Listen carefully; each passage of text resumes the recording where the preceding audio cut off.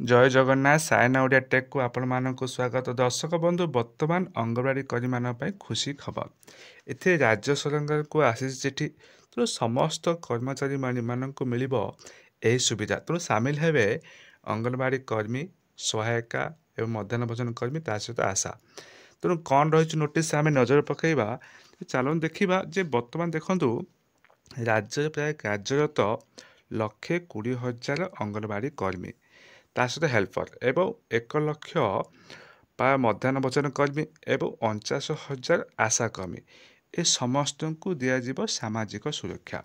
तेणु ये थिला लाटेस्ट अपडेट। तेणु देखु जे ईपीएफ तरफ बर्तमान राज्य सरकार को नोटिस आसी तेणु ईपीएफ एमपी एक्ट 1952 अनुसार तेणु जो बा जेकोसी अनुष्ठान जदि 20 रु अधिक कर्मचारी नियोजित अच्छा तेणु समस्त को ईपीएफ सुविधा मिलवा आवश्यक।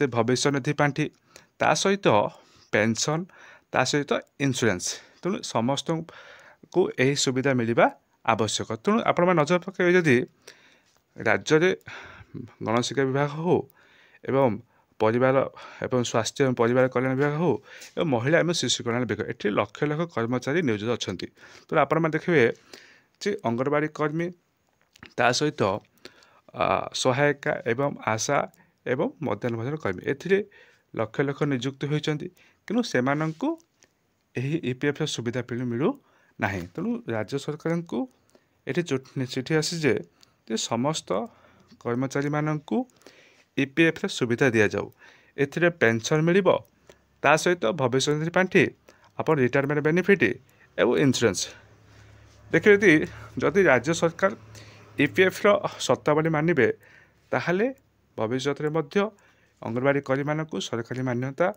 ता सहित अन्य सुविधा सुजोग एवं दरमा वृद्धि ए समस्त वृद्धि हम ये लेटेस्ट अपडेट।